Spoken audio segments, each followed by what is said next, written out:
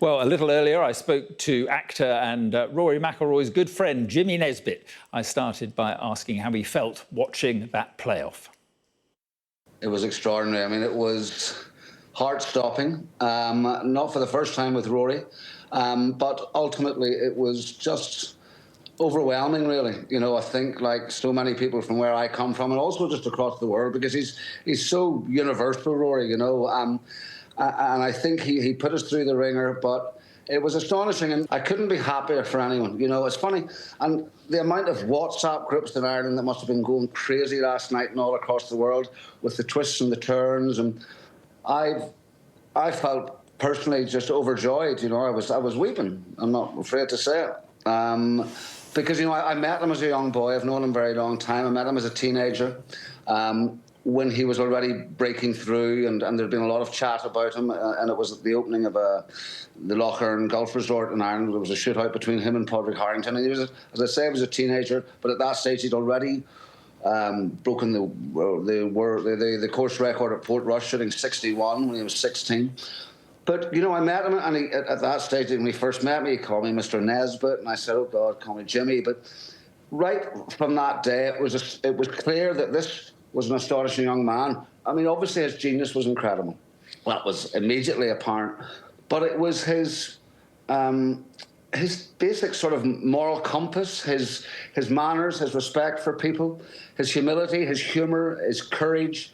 He had everything. And I then worked a good bit with him over the years, very lucky to, in his foundation, which helped young children. And, you know, as the superstardom status accelerated, never did waver his understanding of where he came from, understanding of the privilege that he'd been given, understanding of the talent he'd been given. And, you know, for all that to come together finally last night was extraordinary. And I know that I speak on behalf of so many people, particularly from home, who will have been just watching him with joy and with pride, with wonder and awe and gratitude for what he's done. You know, he's brilliant at uniting people, and it was just joyous. And, you know, everyone was watching it. I mean, I got a text from Jamie Dornan there earlier just saying he's never woken up happier, and he's got 3 daughters. So, I mean, it shows you the impact he has, and it's just, he's human, you know. He's got the rarest quality of all, Rory, humanity, which matched to his talent is a pretty good marriage. Did you ever think, you know, in that last round that, oh, he's not going to do it, he's going to fall at the last again, or did you have, well, no one was certain he was going to do it, but did you worry about that? No, of course, you can't help but worry about it. I mean, you know, particularly, you know, we're a small wee island, you know, and the north of Ireland's a very small place which has had its share of trouble. So we're so desperate for him. It's like we're walking up the fairways with him. You know, it's like we're taking every putt with him. I mean, thank God I wasn't, frankly. The doubts were there because, you know, we've seen his flaws before. That's what makes him so accessible, so brilliant, and so one of ours. It's like, it's because he does have, you know, he is human at times. There are flaws at times, but I think he's looked different, and it was just the sense of relief and, as I say, gratitude and admiration for him has never been higher, you know. And what will it mean to, I mean, Hollywood Golf Club, Portrush, I know, where you see him a lot, and I mean, what will it mean to? It's extraordinary. It's extraordinary. You know, as Northern Ireland continues to evolve from its past, this can only help. And he is, you know, Rory was always a beacon of hope, even when he was a young boy.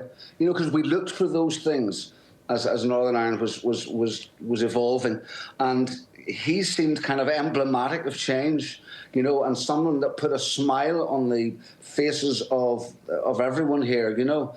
I mean, everyone in Northern Ireland and the island of Ireland today will have woken up happy and proud. And to have the ability to make that happen for people, for an entire nation, shows you just how special that brilliant, brilliant young man is. And also, I'm so delighted for his mother and father, you know, Jerry and Rosie, who are wonderful, and it's well documented the sacrifices they've made. And also, it was so telling, I thought, that where he really broke down in the Butler cabin was when he talked about his mother and father, because that also defines him in a sense, I think, you know. And I think when he broke down, we all broke down with him. And now he's lost this, this is off his back, this whole Grand Slam thing. Do you think he'll go on to greater things now? Oh, God, I hope so. I mean, he deserves it. My God. I mean, the ability to be knocked down and get up again. Imagine that. And imagine knowing that you're carrying the weight of so many people's hopes.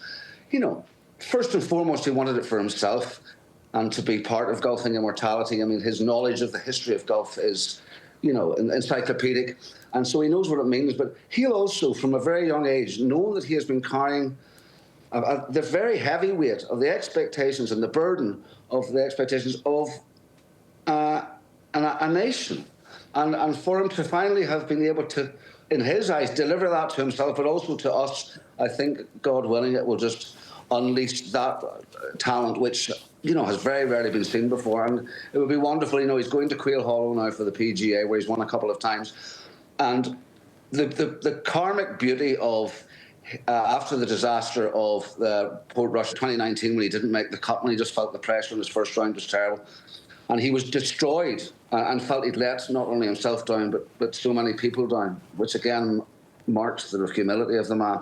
But for him now to be going to Portrush in 2025 as the Masters champion, walking on the first tee, I mean, it'll be bonkers. And we're so proud of him and we're so grateful. Right, and just finally, I mean, when are you going to see him and have a little celebration? Have a celebration. Well, I'll see him. I'll hopefully see him. He'll be pretty locked up now. I mean, I don't know when he's getting home. I mean, I'm filming here in Manchester, but I'll certainly see him in Portrush. Yeah. All right. Well, listen. Which is not a bad place to meet up with, as you well know. Yeah, I do. Having played there, what a place that is. Jimmy, thank you very much indeed. Good of you to come on. Pleasure. Thank you. Well done, Rory. Thank you. Cheers, Mark.